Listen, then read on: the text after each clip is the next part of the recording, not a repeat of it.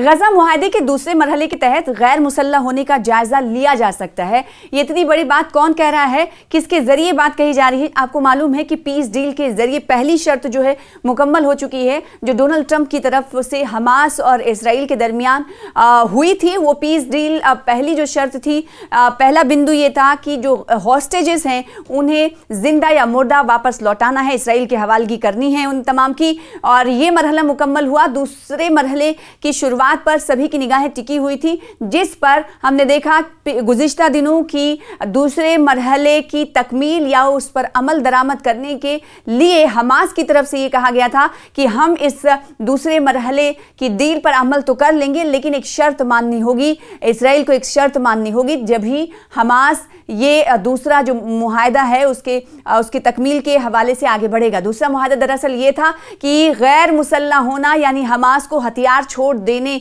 की तलकीन कर रहा था दूसरा डील का दूसरा मुआहदा। अब ऐसे में गजा दूसरे मरहले के तहत कह रहा है, गजा मुआहदे के दूसरे मरहले के तहत गैर मुसल्लह होगा हमास या नहीं, इसको लेकर हमने देखा गुज़िश्ता दिनों चहमगोइयाँ खूब हुई, और इस तरह से हमास की तरफ से एक शर्त लागू कर दी गई कि हम तो गैर मुसल्लह हो जाएंगे, हम तो हथियार छोड़ देंगे, लेकिन इसराइल को एक शर्त हमारी माननी होगी। इसराइल को शर्त ये कि अपना कब्जा खत्म करना होगा। जैसे जैसे उसके बाद जैसे जैसे दिन बदल रहे हैं वैसे वैसे नई नई पेशरफ्त हो रही है। अब हमास की तरफ से ये कहा गया है कि गजा मुआहदे के दूसरे मरहले के तहत हम हथियार डालने के लिए जायजा ले सकते हैं, यानी हम ऐसा सोच सकते हैं। अब आपको बताएं, जो नई पेशरफ्त की हम बात कर रहे हैं वो इसी हवाले से है कि हमास ने कहा है कि वो हथियार डालने के लिए सोच सकता है।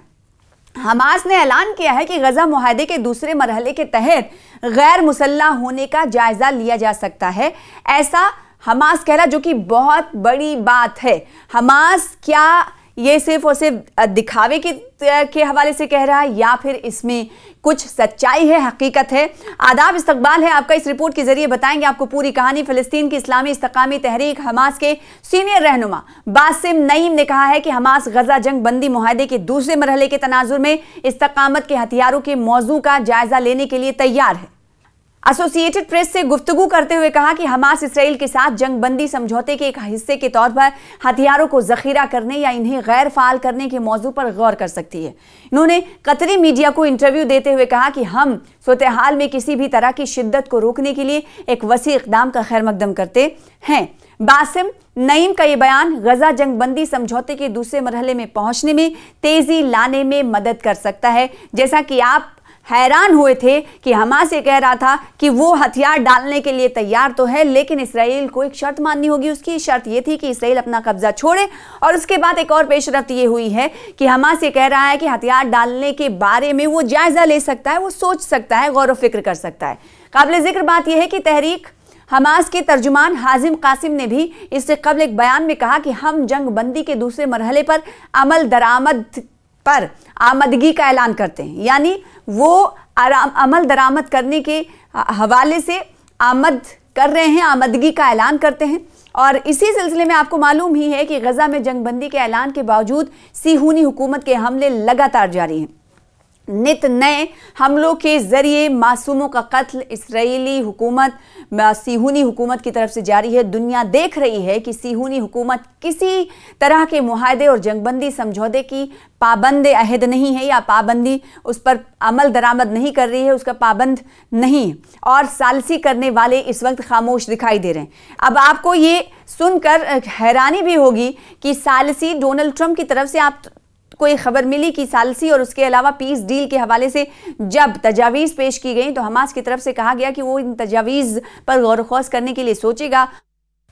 हमास के फैसला साज सियासी ब्यूरो के रुकन बासिम नईम ने इस वक्त बात की जब फरीकीन मुआहदे के दूसरे और ज़्यादा पेचीदा मरहले पर बातचीत शुरू करने की तैयारी कर रहे हैं। ज़्यादा मुश्किल मरहला आखिर है क्या? अक्टूबर में जंग बंदी के निफाज के बाद से हमास और इसराइल ने फ़लस्तीनी कैदियों के लिए इसराइली यरगमालियों के तबादले का सिलसिला जारी रखा है। गजा में अभी तक सिर्फ एक यरगमाली की बाकियात बाकी है। फरीकीन दूसरे मरहले में दाखिल होने की तैयारी कर रहे हैं। नए मरहले का मकसद जंग ज़दा गजा के लिए मुस्तकिल का तयन करना है, और इससे भी ज़्यादा मुश्किल इस तरह के मसाइल को हल करना, जिसमें बैनुल-अक़वामी सिक्योरिटी फोर्स की तैनाती, गजा में एक टेक्नोक्रेटिक फ़िलिस्तीनी कमेटी की तश्कील, इलाके से इसराइली फौजियों का इनखला और हमास को गैर मुसल्लह करना। सदर डोनाल्ड ट्रंप की सरबराही में एक बैनुल-अक़वामी बोर्ड गजा की तामीर नौ और मुआहदे पर अमल दरामद की निगरानी करेगा। इसराइल का हमास से गैर मुसल्लह होने का मुतालबा खासतौर पर मुश्किल मरहला है। इसराइली हुक्काम का कहना है कि ये एक अहम मुतालबा है जो दूसरे शोबों में पेशरफ्त को रोक सकता है।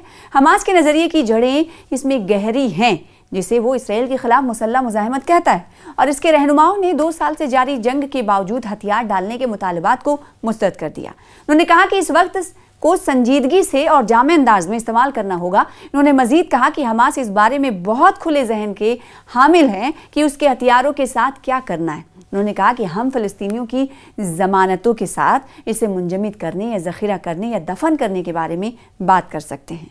इस जंग बंदी के वक्त या जंग बंदी के दौरान इसे बिल्कुल इस्तेमाल नहीं करेंगे। ये वाज़े नहीं है कि आया हमास की पेशकश इसराइल के मुख्तलिफ तख़फ़ीफ़ असलहा के मुतालबात को पूरा करेगी।